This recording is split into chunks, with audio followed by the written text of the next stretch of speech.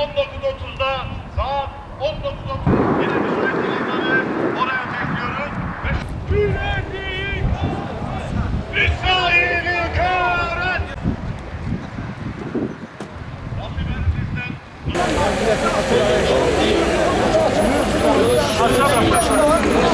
elinizden sağ taraf hanım kardeşlerimiz için ayrılmıştır. Ayrıca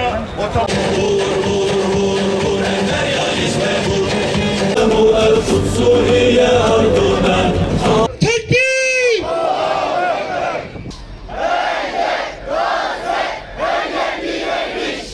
Tekbir!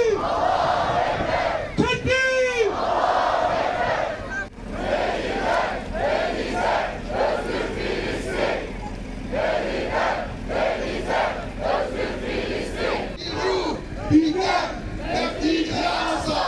Tekbir! İsrail'le ticaret, Filistin'e ihanet. Siyonist köpekler hesap verecek. Siyonist köpekler hesap verecek. Küreciyi kapat, İsrail'i kör et. Küreciyi kapat, İsrail'i kör et. bildiğiniz üzere Kassam Tugaylarında bazen istişhat adı verilen eylemler gerçekleştirilir. Birkaç tane asker kendini feda ederek Siyonistlerin içerisine dalar. İşte bu Kassam mücahitlerinden biri Hasan el-Memun Aksa tufanından 40 gün sonra Kudüs'te 2 İsrail askerini cehenneme gönderdikten sonra şehadet parmağı havada bir şekilde şehit oldu. Tekbir! Allahu Ekber! Tekbir! Allahu Ekber! Bu istişhat eyleminden sonra Siyonist askerler şehidimizin evini bombaladı, ailesini sürgün etti. İşte o şehidimizin kıymetli babası aramızdalar. Tekbir! Allahu Ekber! Tekbir! Allahu Ekber! Tekbir!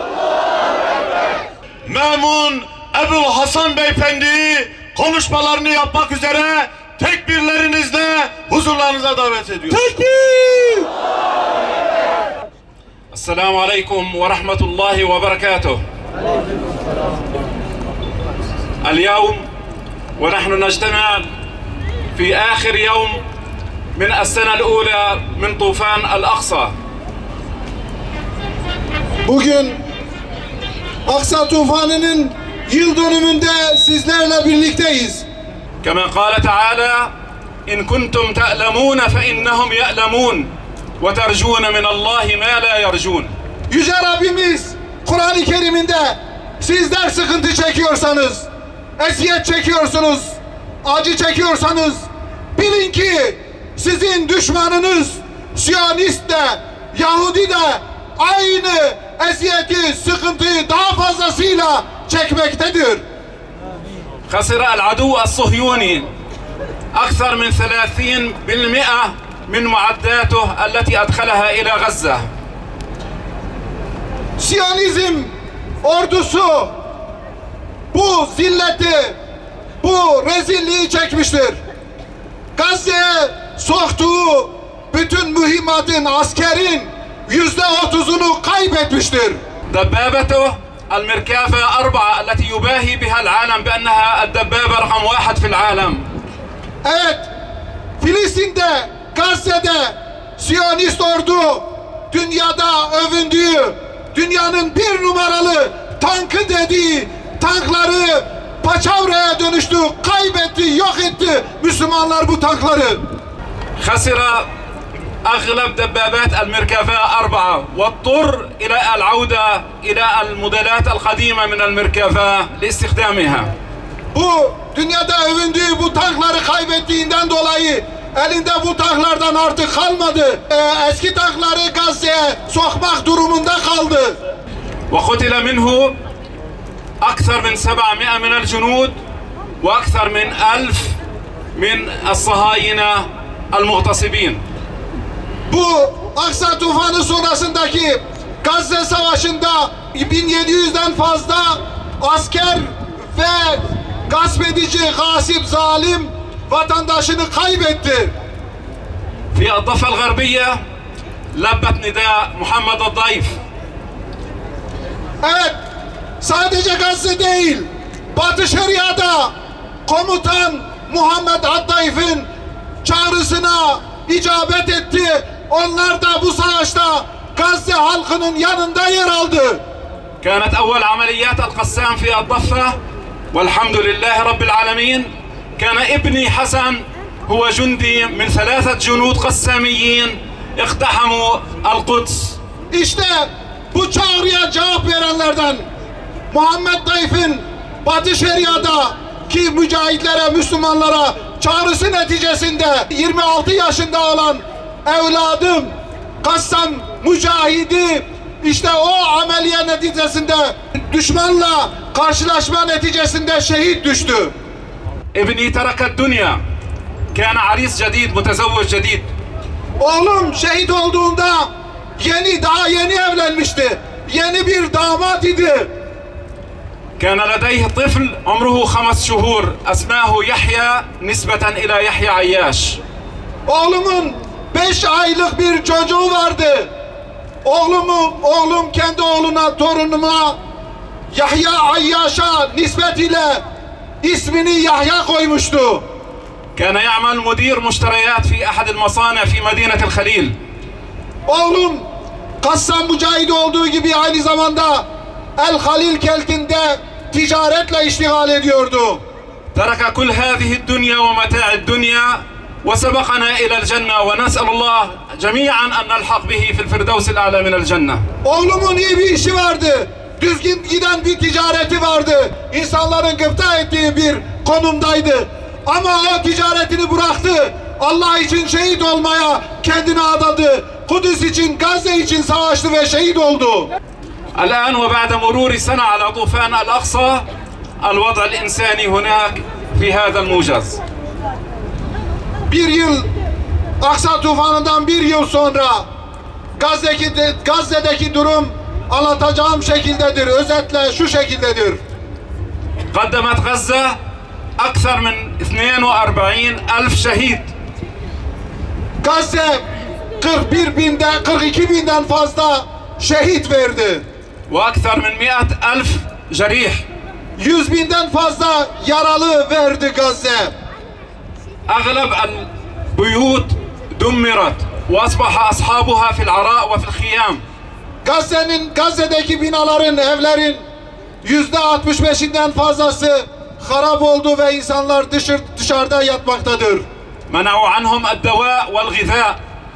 Gazze'lilerden ilacı, gıdayı engelliyorlar, girmesine izin vermiyorlar. أكلوا الأعشاب كما حصل مع الرسول صلى الله عليه وسلم في حصار شاب بني طالب. Tıpkı Efendimiz sallallahu aleyhi ve sellemin Mekke'de zorluk yıllarında, muhasara yıllarında Beni Muttalib mahallesinde, Beni Haşim mahallesinde tıpkı orada ot yemeye zorlandıkları gibi Gazze'liler de bu süreçte ot yemek durumunda kaldılar. أصبح في غزة ألوف الأيتام وألوف الأرامل وألوف الأشخاص المقطع أطرافهم. Ve bu savaş neticesinde binlerce yetim, 10 binlerce dul ve mağdur kadınlar kaldı arkada. وبالنسبة للوضع الميداني إخوانكم المجاهدون في غزة بخير رغم الخسائر البشرية والخسائر في المعدات. Tüm bu kayıplara rağmen, tüm bu zulümlere rağmen savaş meydanındaki yiğit Kassam mücahitleri moralleri çok yüksektir ve mücadeleye devam etmektedirler. Mücadeleyi asla ve asla terk etmeyeceklerdir. القسام إلى الآن لم يقف التصنيع العسكري. Kassam askeri açıdan daha bitmemiştir. Gücü devam etmektedir. Ayaktadır ve mücadeleye devam ediyor. القسام يجند جنودا جدد وأكفاء لمقاتلة العدو. Kassam'dan bir mücahit şehit olursa binlerce mücahit sırada bekliyor. Kassam askeri noktada, mücahit noktasında hiçbir sıkıntı çekmemektedir. والضفة قدمت حوالي 770 شهيدا.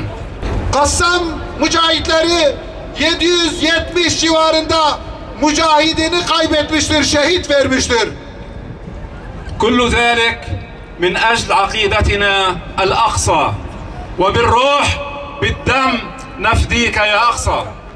Tüm bu fedakarlıklar, bu tedhiyeler Kudüs için, Mescid-i Aksa için, onun için kanımız, canımız sana feda olsun ey Mescid-i Aksa diyoruz.